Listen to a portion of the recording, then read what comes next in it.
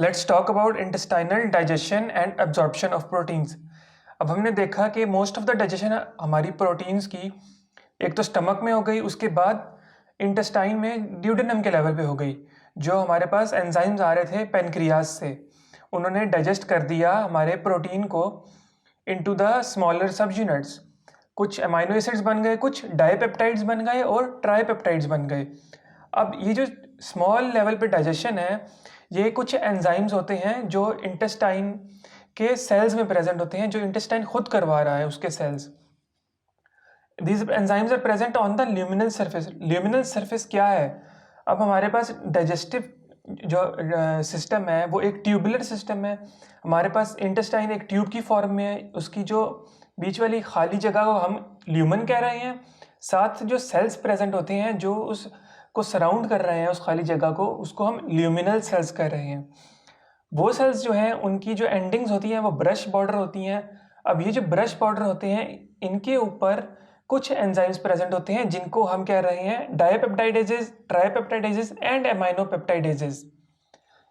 ये जो एंजाइम्स हैं ये प्रोटीन की फाइनल डाइजेशन करवा रही हैं ताकि वो अमाइनो एसिड में कन्वर्ट हो जाएं और साथ ही इन सेल्स में एब्जॉर्ब हो जाएं, ताकि वो फिर ब्लड में जाके हमारी बॉडी को एनर्जी प्रोवाइड कर सकें या अपना फंक्शन प्रोवाइड कर सकें जो इनके हैं।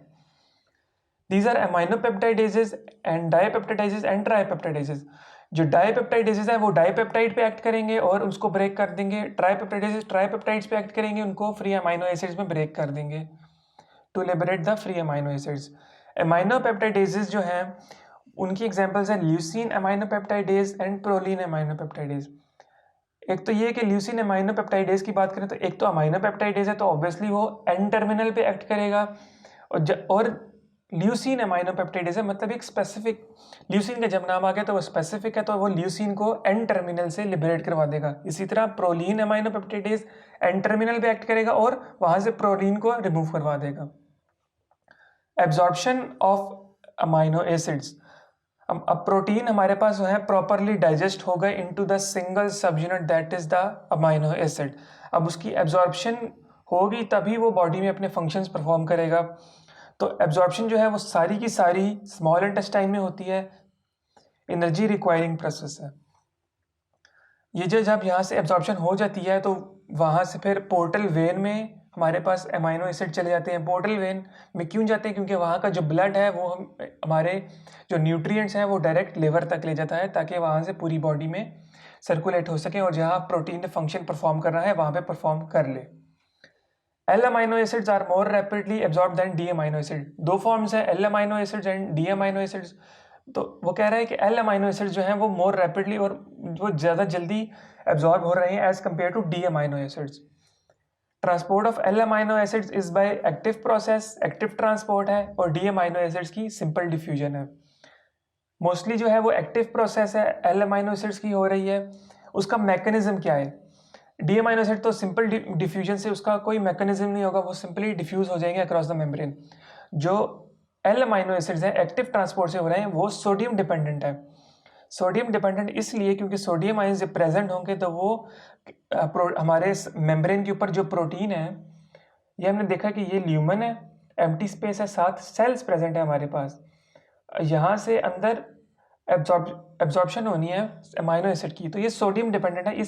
ये जो मेम्ब्रेन होगी इसके ऊपर चैनल्स होंगे, प्रोटीन्स होंगे, कैरियर्स होंगे जो सोडियम डिपेंडेंट है। पहले सोडियम बाइंड करेगा, कैरियर को एक्टिवेट करेगा, फिर साथ ही अमाइनो एसिड उसके साथ लग के वो अंदर की तरफ चला जाएगा towards the inside of the cell. इस तरह जो डी अमाइनो एसिड्स हैं वो तो सिंपल डिफ्यूजन से हो गए, एल अमाइनो एसिड्स इस सोडियम डिपेंडेंट प्रोसेस से एब्जॉर्ब हो जाएंगे। एक प्रोटीन की बात हुई है cytochalasin that inhibits the sodium dependent transport. ये कंपाउंड है जो इनहिबिट करेगा हमारी एल अमाइनो एसिड्स के ट्रांसपोर्ट को।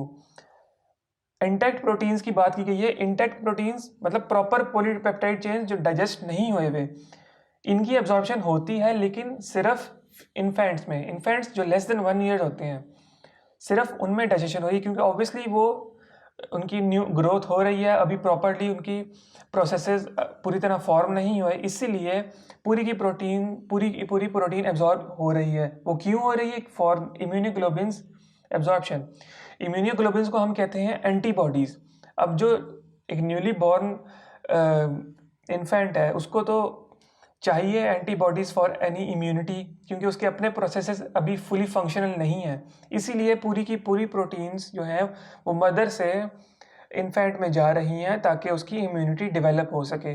और ये इंटैक्ट प्रोटीन्स है, ये सिर्फ इन्फेंट्स में जाएंगी, एडल्ट्स में बिल्कुल भी नहीं होती पूरी की proteins absorb. There is also a process known as Meister cycle. उसको हम अगली वीडियो में देखते हैं कि वो किस तरह एब्जॉर्प्शन करवा रहा है हमारे अमाइनो एसिड्स की। This is all about the intestinal digestion and absorption of proteins.